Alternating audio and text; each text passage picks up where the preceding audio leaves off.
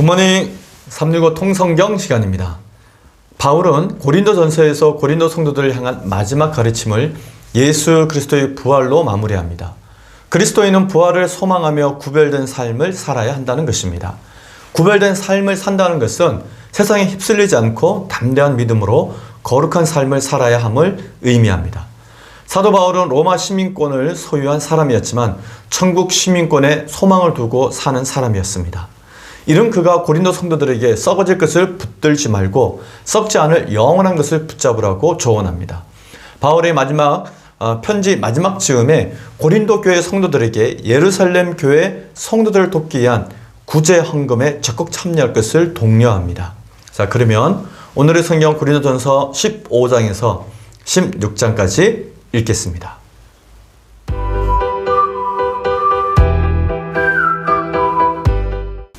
제331일 고린도전서 15장.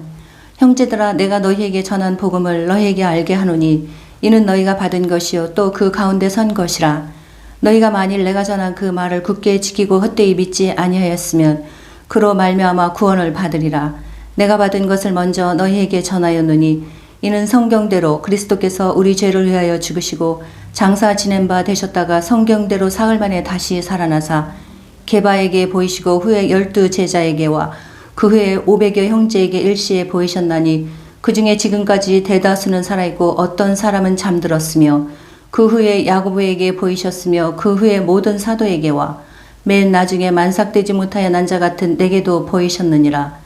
나는 사도 중에 가장 작은 자라. 나는 하나님의 교회를 박해하였으므로 사도라 칭함받기를 감당하지 못할 자니라. 그러나 내가 나된 것은 하나님의 은혜로 된 것이니 내게 주신 그의 은혜가 헛되지 아니하여 내가 모든 사도보다 더 많이 수고하였으나 내가 한 것이 아니요 오직 나와 함께 하신 하나님의 은혜로다. 그러므로 나나 그들이나 이같이 전파하며 너희도 이같이 믿었느니라. 그리스도께서 죽은 자 가운데서 다시 살아나셨다 전파되었거늘 너희 중에서 어떤 사람들은 어찌하여 죽은 자 가운데서 부활이 없다 하느냐. 만일 죽은 자의 부활이 없으면 그리스도도 다시 살아나지 못하셨으리라. 그리스도께서 다시 살아나지 못하셨으면 우리가 전파하는 것도 헛것이요 또 그의 믿음도 헛것이며 또 우리가 하나님의 거짓 증인으로 발견되리니 우리가 하나님이 그리스도를 다시 살리셨다고 증언하였습니다. 만일 죽은 자가 다시 살아나는 일이 없으면 하나님이 그리스도를 다시 살리지 아니하셨으리라. 만일 죽은 자가 다시 살아나는 일이 없으면 그리스도도 다시 살아나신 일이 없었을 터이요. 그리스도께서 다시 살아나신 일이 없으면 너희의 믿음도 헛되고 너희가 여전히 죄 가운데 있을 것이요. 또한 그리스도 안에서 잠자는 자도 망하였으리니 만일 그리스도 안에서 우리가 바라는 것이 다만 이 세상의 삶뿐이라면 모든 사람 가운데 우리가 더욱 불쌍한 자이리라. 그러나 이제 그리스도께서 죽은 자 가운데서 다시 살아나사 잠자는 자들의 첫 열매가 되셨도다. 사망이 한 사람으로 말미암았으니 죽은 자의 부활도 한 사람으로 말미암는도다. 아담 안에서 모든 사람이 죽은 것 같이 그리스도 안에서 모든 사람이 삶을 얻으리라. 그러나 각각 자기 차례대로 되리니 먼저는 첫 열매인 그리스도요 다음에는 그가 강림하실 때에 그리스도에게 속한 자요 그 후에는 마지막이니 그가 모든 통치와 모든 권세와 능력을 멸하시고 나라를 아버지 하나님께 바칠 때라. 그가 모든 원수를 그 발 아래에 둘 때까지 반드시 왕 노릇 하시리니 맨 나중에 멸망받을 원수는 사망이니라. 만물을 그의 발 아래에 두셨다 하셨으니 만물을 아래에 둔다 말씀하실 때에 만물을 그의 아래에 두시니가 그 중에 들지 아니한 것이 분명하도다. 만물을 그에게 복종하게 하실 때에는 아들 자신도 그때에 만물을 자기에게 복종하게 하신 이에게 복종하게 되리니 이는 하나님이 만유의 주로서 만유 안에 계시려 하심이라. 만일 죽은 자들이 도무지 다시 살아나지 못하면 죽은 자들을 위하여 세례를 받는 자들이 무엇을 하겠느냐? 어찌하여 그들을 위하여 세례를 받느냐? 또 어찌하여 우리가 언제나 위험을 무릅쓰리요? 형제들아, 내가 그리스도 예수 우리 주 안에서 가진 바 너희에 대한 나의 자랑을 두고 단언하노니 나는 날마다 죽노라. 내가 사람의 방법으로 에베소에서 맹수와 더불어 싸웠다면 내게 무슨 유익이 있으리요? 죽은 자가 다시 살아나지 못한다면 내일 죽을 터이니 먹고 마시자 하리라. 속지 말라. 악한 동무들은 선한 행실을 더럽히나니 깨어 의를 행하고 죄를 짓지 말라. 하나님을 알지 못하는 자가 있기로 내가 너희를 부끄럽게 하기 위하여 말하노라. 누가 묻기를 죽은 자들이 어떻게 다시 살아나며 어떠한 몸으로 오느냐 하리니 어리석은 자여 내가 뿌리는 씨가 죽지 않으면 살아나지 못하겠고 또 내가 뿌리는 것은 장래의 형체를 뿌리는 것이 아니요 다만 밀이나 다른 것의 알맹이 뿐이로되 하나님이 그 뜻대로 그에게 형체를 주시되 각 종자에게 그 형체를 주시느니라. 육체는 다 같은 육체가 아니니 하나는 사람의 육체요 하나는 짐승의 육체요 하나는 새의 육체요 하나는 물고기의 육체라. 하루에 속한 형체도 있고 땅에 속한 형체도 있으나 하늘에 속한 것의 영광이 따로 있고 땅에 속한 것의 영광이 따로 있으니 해의 영광이 다르고 달의 영광이 다르며 별의 영광도 다른데 별과 별의 영광이 다르도다. 죽은 자의 부활도 그와 같으니 썩을 것으로 심고 썩지 아니할 것으로 다시 살아나며 욕된 것으로 심고 영광스러운 것으로 다시 살아나며 약한 것으로 심고 강한 것으로 다시 살아나며 육의 몸으로 심고 신령한 몸으로 다시 살아나나니 육의 몸이 있은즉 또 영의 몸도 있느니라. 기록된 바 첫사람 아담은 생명이 되었다 함과 같이 마지막 아담은 살려주는 영이 되었나니 그러나 먼저는 신령한 사람이 아니요 육의 사람이요 그 다음에 신령한 사람이니라.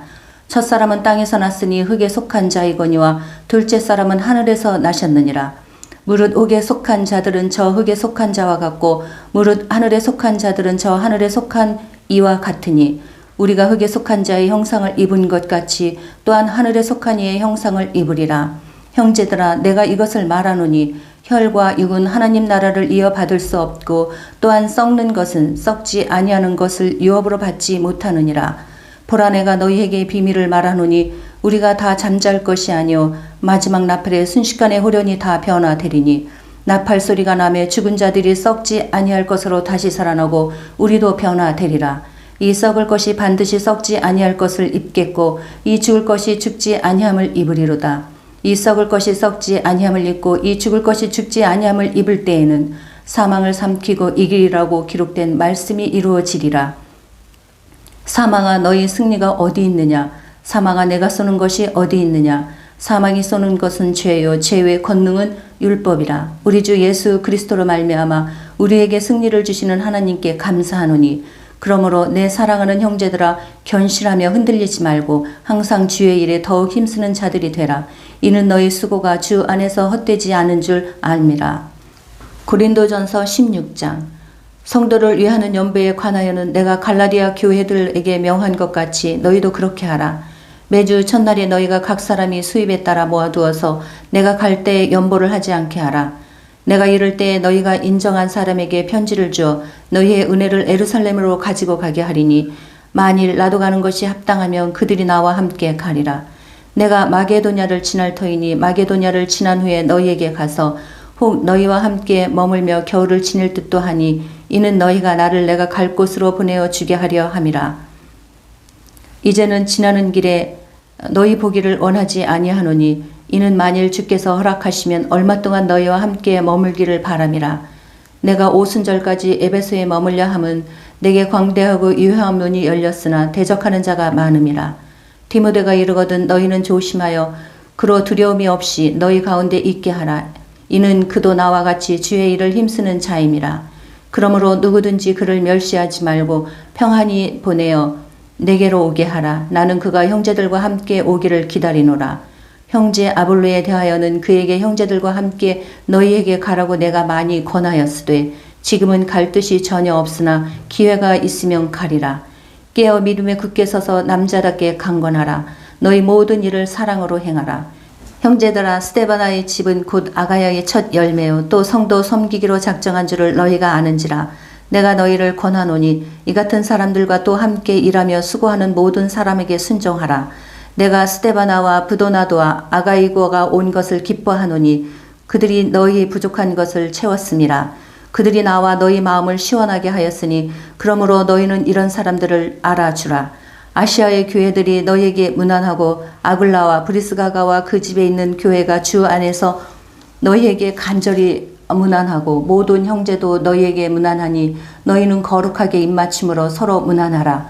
나 바울은 친필로 너희에게 문안하노니 만일 누구든지 주를 사랑하지 아니하면 저주를 받을지어다. 우리 주여 오시옵소서. 주 예수 그리스도의 은혜가 너희와 함께하고 나의 사랑이 그리스도 예수 안에서 너희 무리와 함께 할지어다. 아멘.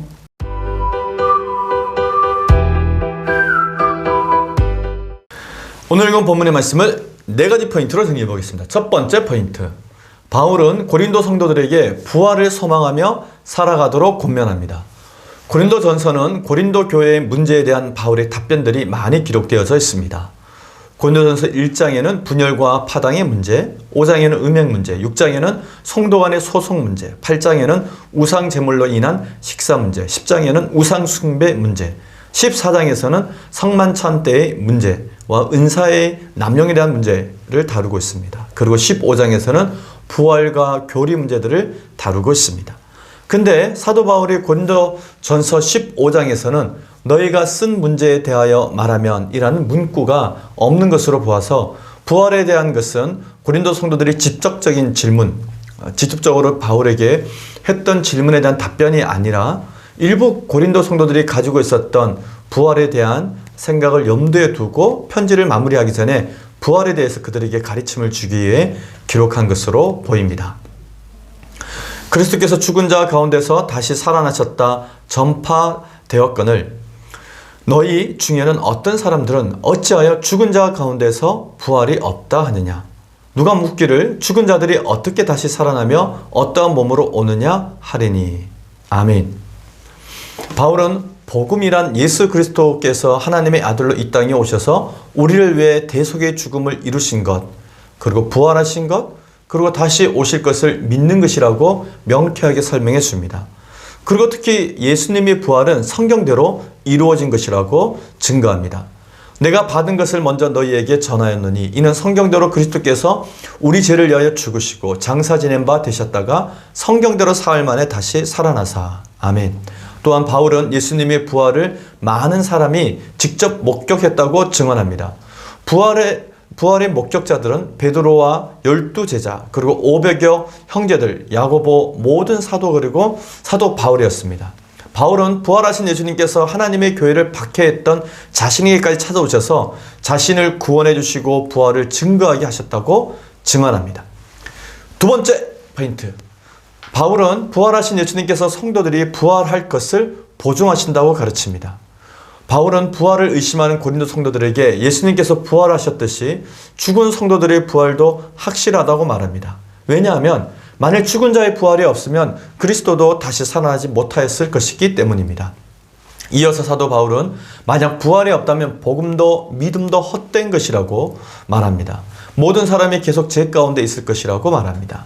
그리고 죽은 자의 부활이 없다면 이미 죽은 자들은 죽음과 함께 영원히 망한 것이라고도 말합니다. 부활이 없다면 오늘날 부활 신앙으로 사는 우리는 세상에서 가장 불쌍한 자가 되는 것입니다. 그러나 부활하신 예수님께서 성도가 부활할 것을 확실하게 보증하고 계신다고 사도 바울은 말합니다. 그러나 이제 그리스도께서 죽은 자 가운데서 다시 살아나사 잠자는 자들의 첫 열매가 되셨도다. 사망이 한 사람으로 말미암았으니 죽은 자의 부활도 한 사람으로 말미암는도다. 아담 안에서 모든 사람이 죽은 것 같이 그리스도 안에서 모든 사람이 삶을 얻으리라. 아멘.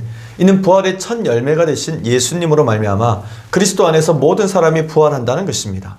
그러므로 부활은 그리스도의 재림 때에 모든 성도가 부활한다고 강조하는 것입니다. 이제 바울은 자신이 부활의 신앙을 가졌기 때문에 날마다 죽을 위험도 무릅쓰고 복음을 전하는 것이라고 말합니다. 그리고 미혹하는 사람들에게 속지 말라고 당부합니다. 사도 바울은 계속해서 부활한 몸에 대해 가르쳐줍니다. 두 가지 질문에 대한 답을 통해서 이를 가르쳐줍니다. 첫 번째 질문은 죽은 자들이 어떻게 다시 살아나는가라고 하는 질문이고, 두 번째 질문은 부활한 몸은 어떠한가입니다. 첫 번째 질문에 대해서 사도 바울은 씨앗의 비유로 답을 해줍니다. 부활은 죽어야 다시 살아나는 씨앗 같은 것으로, 씨는 하나님께서 각각 그 종류대로 주신 형체 그대로 죽었다가 다시 살아나 열매를 맺는 것이므로 부활은 하나님의 능력에 달려있는 것이라고 대답해 줍니다. 바울은 두 번째 질문인 죽은 자의 부활에 대해서 다음 네 가지로 답을 합니다. 첫째, 죽은 자의 부활은 썩을 것으로 심고 썩지 않을 것으로 다시 살아날 것입니다. 둘째, 죽은 자의 부활은 욕된 것으로 심고 영광스러운 것으로 다시 살아날 것입니다. 셋째, 죽은 자의 부활은 약한 것으로 심고 강한 것으로 다시 살아날 것입니다. 넷째, 죽은 자의 부활은 육의 몸으로 심고 신령한 몸으로 다시 살아날 것입니다. 첫사람 아담은 모든 인간의 시작입니다.